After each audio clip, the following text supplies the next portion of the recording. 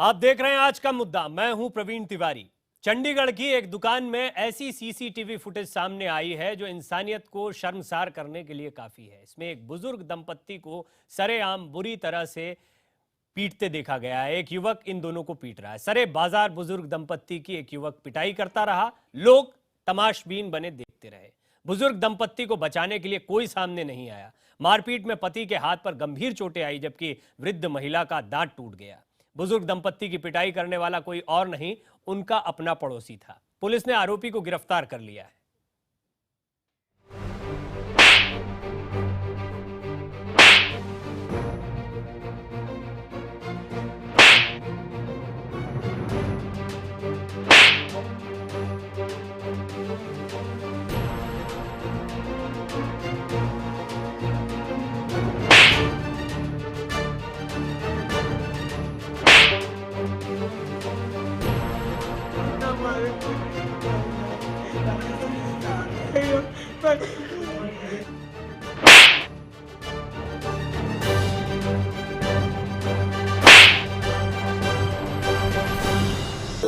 मैं ये चाहेंगी भी, अब उसने जो कर दिया वो तो वापस आना नहीं। सिर्फ अब उसका ये है कि अगर वो अपनी गलती रियलाइज करता है, जैसे मीडिया के उसने चिक्कड़ उछाला, वैसे मैं दुकान के ऊपर आके माफी मांगे, अपनी गलती रियलाइज करे तो मैं उसको वहाँ सॉरी फील कर मैं कर दूंगी।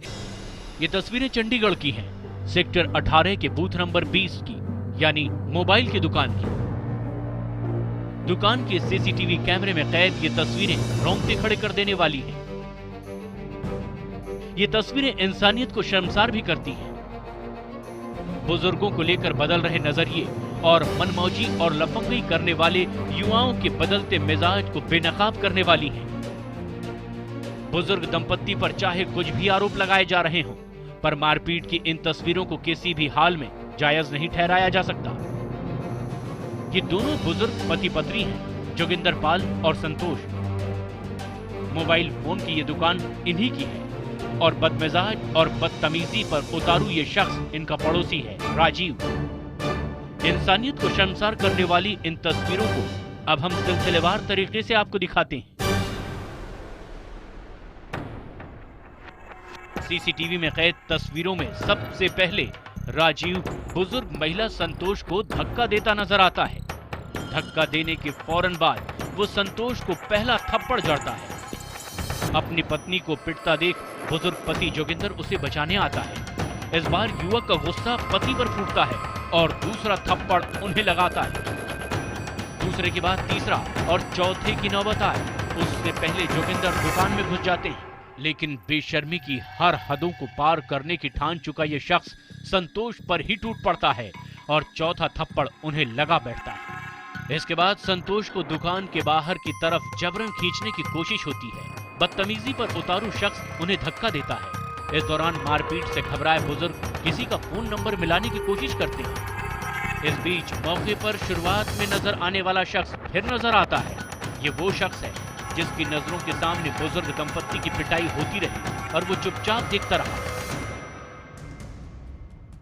इस शख्स की मौजूदगी में इस बार आरोपी राजीव संतोष को 5वां थप्पड़ जड़ देता है और फिर पूरी ताकत से छठा। जोगिंदर के रोकने पर वो आपा खो बैठता है और उन्हें 7वां थप्पड़ जड़ देता है। अपने सामने पति को पिटते देख संतोष फिर गुस्साए राजीव को रोकने के लिए आगे आती है। घबराई संतोष पति की मदद से दुकान बंद करने लगती है। कुछ देर बाद सीसीटीवी कैमरे की निगाह में आरोपी राजीव फिर आता है। एक बार फिर वो संतोष की तरफ लपकता है और उन्हें 7वां थप्पड़ मारता है। इस दौरान वो गुस्से में कुछ बोलता भी नजर आता है। इसके बाद पूरी ताकत से वो बुजुर्ग शख्स को अपनी तरफ खींचता है, उसका गिरेबान पकड़ता है और फिर फिल्मी अंदाज में अपने सिर से उसके सिर पर टक्कर मारता है। इसके बाद आरोपी राजीव का गुस्सा दुकान पर फूटता है और वो वहां भी तोड़फोड़ शुरू कर देता है। लेकिन सवाल ये, आखिर ये सब क्यों हुआ? कोई रंजिश नहीं थी, कोई रंजिश नहीं थी, कोई रंजिश नहीं, बिल्कुल कभी आसपास के लोगों ने क्या कुछ बचाने की कोशिश किसी ने नहीं बचाया। मार्केट के बंदों ने, किसी ने इसको मिसगाइड कर दिया कि तेरी माँ के बारे में भी ऐसे ऐसे गलत बोला है। ये मार्केट वाले देखो हमारे को देख के चलते, मार्केट वालों ने जो कराया उन्होंने कराया कि इनकी मेरी 2 दुकानें मैंने अभी खरीदी है कि इनके ऊपर प्रेशर दबाएंगे, निकल जाएंगे भाई। ऐसे किसी को देख के उधर चलता है भाई कि दुकानें हैं, मकान अपने हैं भाई। इस वजह से उन्होंने कहा, साथ तंदूर वाले से लड़ाई हुई है, उन्होंने उनको भड़को के हमारे खिलाफ कर दे, वो नशा करता है लड़का, उन्होंने हमारे खिलाफ हमारे को मरवा दे। वजह जो भी हो, ये तस्वीरें शर्मसार करने वाली हैं, इंसानियत को शर्मसार करने वाली। मीडिया में मामले के उछलने के बाद आरोपी राजीव को पुलिस ने गिरफ्तार कर लिया, लेकिन ये तस्वीरें हमें बहुत कुछ सोचने पर मजबूर करती हैं। ये सब कुछ होने के साथ ही ये भी कि माँ तो माँ होती है, माँ का दिल हर वक्त माँ का ही दिल होता है। आज का मुद्दा सिर्फ एक घटना पर आधारित नहीं है। ये शर्मसार करने वाली बात है हमारे देश में बुजुर्गों के साथ किस तरह का व्यवहार हम कर रहे हैं। चंडीगढ़ की शर्मसार करने वाली तस्वीर सामने आने के बाद पीड़ित संतोष ने मां का दिल दिखाया और अपमान के बावजूद आरोपी को माफ करने की बात कही। मैं ये चाहेंगे भी आप उसने जो कर दिया वो था वापस आना नहीं। अब उसका ये है कि अगर वो गलती रियलाइज करता है, जैसे मीडिया का उसने चिक्कन उछाला, वैसे मैं दुकान के ऊपर आकर माफी मांगे, अपनी गलती रियलाइज करे तो मैं उसको सॉरी फील मैं कर दूंगी। अगर वो कहता नहीं मैं गुंडागर्दी दिखाऊंगा, फिर मैं कोई माफ नहीं करूंगी। चंडीगढ़ में जो कुछ हुआ वो शर्मसार करने वाला है। इस मुद्दे पर चर्चा करने के लिए हमारे साथ तमाम मेहमान इस वक्त मौजूद हैं। चंडीगढ़ में बाजार की बात बार बार आ रही है, पीड़ित लोग कह रहे हैं कि बाजार के लोगों ने भड़काया। तो चंडीगढ़ से इस मार्केट के एसोसिएशन के अध्यक्ष रणबीर सिंह जी मेरे साथ जुड़ रहे हैं। उत्तर प्रदेश के पूर्व डीजीपी विक्रम सिंह साहब हमारे साथ स्टूडियो में मौजूद हैं। पॉलिसी रिसर्च हेल्पेज इंडिया की निदेशक अनुपमा दत्ता मेरे साथ मौजूद हैं। हमारे समाज में बुजुर्गों पर हो रहे हमलों के पीड़ित जीएस भाटिया साहब और बिमला चौहान जी भी मौजूद हैं कि बुजुर्गों के साथ किस तरह का बर्ताव होता है, इसकी कहानी ये लोग भी बताएंगे। सबसे पहले मैं आपके पास रमेश जी आना चाहूंगा और ये जानना चाहूंगा कि आप मार्केट के लोगों ने भड़काया या फिर हम वहां पर देख रहे हैं एक शख्स बुजुर्गों की पिटाई कर रहा है, एक दूसरा शख्स वहां पर खड़ा हुआ है, मार्केट ने इसे किस तरीके से लिया है? आप लोग अपनी क्या जिम्मेदारी, क्या भूमिका मानते हैं इसमें?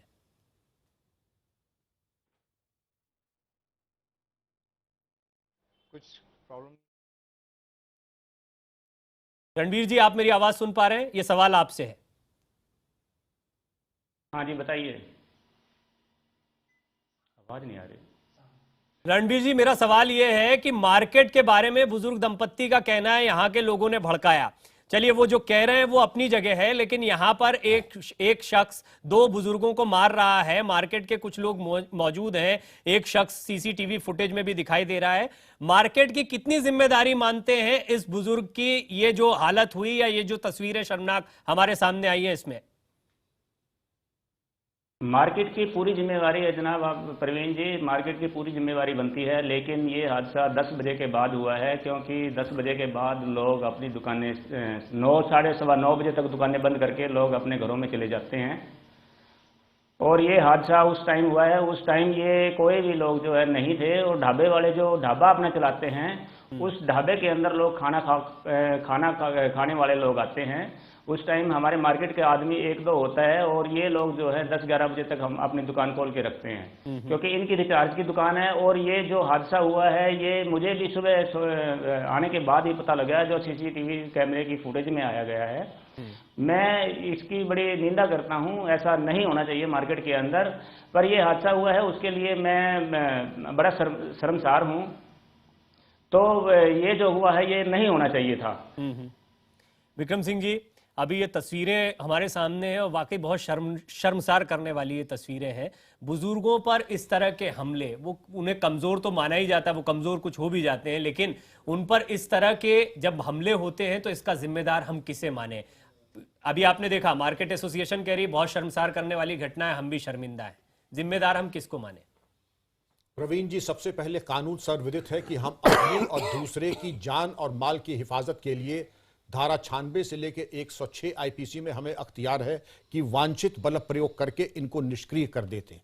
हम मूक दर्शक अगर बने हैं, इनको निष्क्रिय न करके पुलिस के हवाले न करना और मीडिया में आने के बाद निंदा करना वो औचित्यपूर्ण कहीं से नहीं है। हम ये उम्मीद नहीं करते हैं कि सभी लड़के श्रवण कुमार हों, लेकिन सभी लड़के दानव हों और इस प्रकार का अमानवीय कृत्य करें तो उनको एक नसीहत और एक ऐसा नजीर बन के एक सजा मिलनी चाहिए जिससे कि दोबारा कोई ऐसा दुस्साहस न करे। रणबीर जी, ये सीसीटीवी फुटेज आपने देखी, इसमें एक शख्स दिखाई दे रहा है जो मूक दर्शक बना खड़ा है, क्या इसके बारे में कुछ बता पाएंगे या आपने इस घटना के बारे में मार्केट एसोसिएशन की तरफ से कुछ जानकारी जुटाने की कोशिश करी, क्योंकि आपके मार्केट में एक ऐसी घटना हुई जिसने पूरे देश में आप लोगों को शर्मिंदा कर दिया। ये घटना जो घटी है निंदनीय है, पर ये घटना मार्केट की तरफ से नहीं हुई है। मार्केट ये आपसी जो है इनके पड़ोस में रहने वाले हैं, ये श्री जो राजीव जी हैं, और ये आपस में कोई बातचीत हुई होगी, पहले भी हुई होगी। ये मार्केट के साथ कोई ऐसा मसला नहीं था और मार्केट का कोई दोष नहीं है, और ना ही जो उस टाइम जो लोग बैठे हुए थे वो हमारी मार्केट के आदमी भी नहीं थे, क्योंकि उस टाइम दुकानें बंद करके लोग चले जाते हैं। तो ये तिवारी जी, जो उस टाइम हादसा हुआ है उस टाइम कोई भी मार्केट का एक या दो आप कह रहे हैं कि इन दोनों लोगों को छोड़ के मार्केट में कोई मौजूद नहीं था, इन दो बुजुर्गों को छोड़ के पूरा मार्केट खाली हो गया था? वो चले जाते हैं इस टाइम, क्योंकि 9 सवा 9 बजे तक तकरीबन मार्केट बंद हो जाती है हमारी। उसके बाद कोई यहाँ पे नहीं होता, सिर्फ ढाबे वाले को छोड़ के और इनकी दुकान को छोड़ के, और रिचार्ज की एक दुकान और है सामने, वो भी तकरीबन सवा 9 साढ़े 9 तक बंद कर देते हैं। और ये हादसा 10 बजे के बाद हुआ है और इसमें मार्केट वालों का कोई दोष नहीं है, क्योंकि अगर मार्केट को इस चीज के बारे में अवेयर होता या पता होता तो हम पहले ही इसको सुचारू रूप से हमें पता लगता तो हम छुड़वा देते। अब मैं आपको टाइम बता दूं, 10 बजे के बाद। नहीं, देखिए आप बार बार जो टाइम कह रहे हैं, अब मुझे ये मेंशन करना पड़ेगा कि 9:23 का ये हादसा है। सीसीटीवी फुटेज का कैमरा, ये अगर आप देख पा रहे हैं तो उस पर जरा टाइम देखिए आप सीसीटीवी फुटेज पे। 10 बजे के बाद मार्केट खत्म हो जाता है, ये कहकर जिम्मेदारी से पल्ला झाड़ने वाली बात हो जाएगी। अगर आप इसको जिम्मेदारी मानते हैं कि मार्केट बंद होने के पहले की घटना की जिम्मेदारी आपकी है, तब तो पूरी तरीके से रणबीर जी आपकी और मार्केट एसोसिएशन की जिम्मेदारी है। आप पढ़ पा रहे हैं 9:24 और मैं अपनी जिम्मेवारी तिवारी जी मैं अपनी जिम्मेवारी से नहीं भाग रहा हूं, मैं ये बताना चाहता हूं, क्योंकि आप टाइम देख पा रहे हैं घटना का, 9:23 की ये घटना है। मैं ये देख रहा हूं सर, घटना 9:23 की है, पर हम लोग 9 बजे से पहले ही सवा 9 बजे तक हम यहां से चले जाते हैं दुकान बंद करके। अभी आप 10 बजे कह रहे थे, अभी आप 9 बजे, और अगर ये 8 साढ़े 8 होता तो शायद उससे पहले मार्केट बंद हो जाता। मेरा सवाल आप समझिए, मैं कोई आप पर निजी तौर पर कोई बात नहीं कह रहा हूं, आप मेरी बात को समझने की कोशिश करिए। रणबीर जी, 2 बुजुर्ग दंपत्ति यहां पर अपना काम कर रहे हैं, मार्केट में अपनी एक दुकान चलाते हैं, आप मार्केट एसोसिएशन चलाते हैं, आप उसके प्रेसिडेंट हैं। आपने कहा शर्मिंदा करने वाली घटना, लेकिन मार्केट बंद हो गया था, बस यही एक दुकान खुली रहती है। हम किसकी जिम्मेदारी तय करें? नहीं, मैं एक दुकान की बात नहीं कर रहा हूं, मैं ढाबे वाले और ये इसके साथ दुकान होती है, खाने वाले खाना खाते हैं उस टाइम तक तकरीबन दुकानें बंद हो जाती है। ये 9:30 के चलिए, वो आप ये जवाब दे चुके हैं। एक छोटा सा कमेंट सिंह साहब आपसे, क्या इसमें मैं, क्योंकि हमारे साथ सीधे जुड़ रहे हैं जो पीड़ित दंपत्ति हैं, उनसे हम बात करेंगे, लेकिन मैं आपसे एक छोटा सा कमेंट चाहूंगा, इसमें आपको लगता है मार्केट एसोसिएशन की भी जिम्मेदारी है? पूरी जिम्मेदारी है। जो व्यक्ति वहां मूक दर्शक बना हुआ है, आप उसके भाव भंगिमा में देखें कि वो लगता है जैसे कि बिल्कुल सामान्य सी घटना है, और उसके प्रतिक्रिया तो छोड़ दीजिए, बचाव तो छोड़ दीजिए, वो लग रहा है कि जैसे कि ये सामान्य घटना है और एक कान से सुन के दूसरे कान से निकाल देने वाली बात। और बुजुर्ग दंपत्ति के जहन में डर भी है। अब वो डर की वजह से ये कह रहे हैं कि इस मामले के सामने आने के बाद उनके मन में और भय बैठा हुआ है कि आगे क्या हो सकता है। चलिए उनसे बात करते हैं। इस वक्त हमारे संवाददाता मनोज राठी चंडीगढ़ में पीड़ित परिवार के साथ मौजूद हैं। सीधे हम मनोज के पास चलते हैं और बात करते हैं उन लोगों से। जी मनोज। हमारे साथ पीड़ित संतोष कुमारी के हस्बैंड भी हमारे साथ है, जिनके साथ भी मारपीट हुई है। आप इसे जानना चाहेंगे कि इस तरह से जो बड़े बड़े दावे किए जाते हैं आपके साथ मारपीट हुई है, किस तरह से देखते हैं कि क्या जनरेशन आगे जा रही है? बहुत ही गलत काम करा मारने के लिए हमारे को जी। ठीक है, फिर भी हमारे को तरस आता है कि इसके बच्चों का, 2 लड़कियां हैं इसकी छोटी छोटी, बाकी माफ के लायक तो नहीं है, लेकिन बच्चों का तरस खा के माँ बेचारी का क्या कसूर, माँ ने तो कहीं ना कहीं यहाँ पर देख सकते हैं कि बुजुर्ग दंपत्ति का दिल फिर भी पसीज गया। उनका साफ तौर पे कहना है कि वो माफ करने को तैयार हैं, क्योंकि आरोपी राजीव की 2 छोटी छोटी बच्ची है और उनका जीवन खत्म हो जाएगा अगर वो जेल के सलाखों के पीछे चले गए। तो कहीं ना कहीं यहाँ देख सकते हैं कि बुजुर्ग दंपत्ति की मारपीट के बाद भी जो है, हालांकि आरोपी पक्ष की जो माता है वो भी हमारे साथ हैं, उनका भी साफ तौर पे शर्मिंदगी महसूस कर रही है। उन्हीं से बातचीत करते हैं। जिस तरह से आपके बेटे ने इस तरह की हरकत की है, किस तरह से बात करते? सर उसने बहुत गलत किया है, ऐसी बात नहीं है। कभी ऐसे कभी अच्छा भी था बहुत, इनके साथ पता नहीं उसको किसी ने कुछ क्या कहा क्या नहीं कहा, ऐसे करने वाला नहीं था वो। और बाकी हम चाहते हैं कि जो इनके साथ हुआ बहुत गलत हुआ है, माफ़ी के लायक तो नहीं है, पर फिर भी जैसे जो कंप्रोमाइज़ हम लोग कर रहे हैं आपस में, तो जैसे उसने उनकी इंसल्ट किया वहीं जाके उनको सामने सबके माफ़ी मांगेगा वो।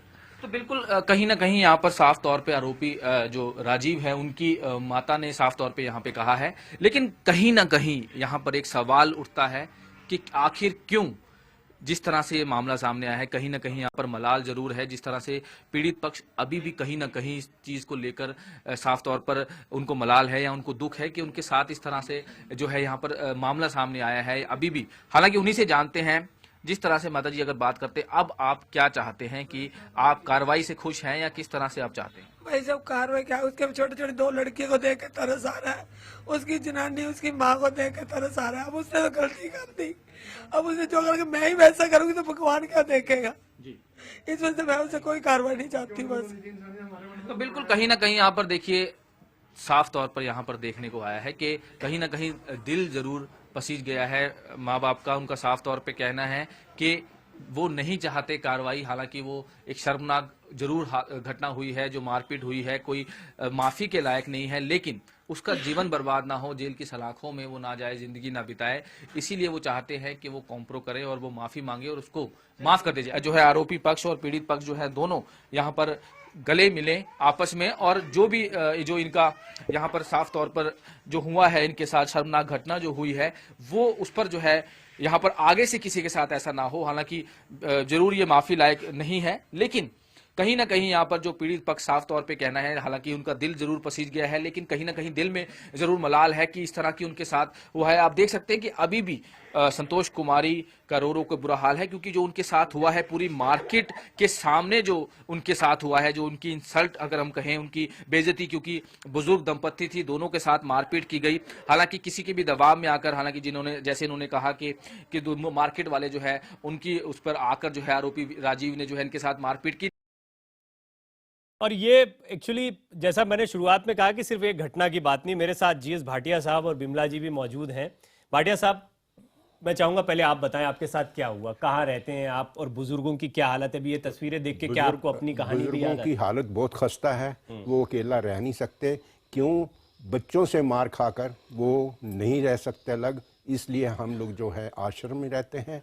और उसके ऊपर एक शेर अर्ज कर देता हूँ और इसी में जो है मेरी कहानी सेट हो जाएगी। वो ये है, आंधी गम की यूं चली, आंधी गम की यूं चली, बाग उजड़ के रह गया, समझे थे आसरा जिसे वो भी सिमट के रह गया।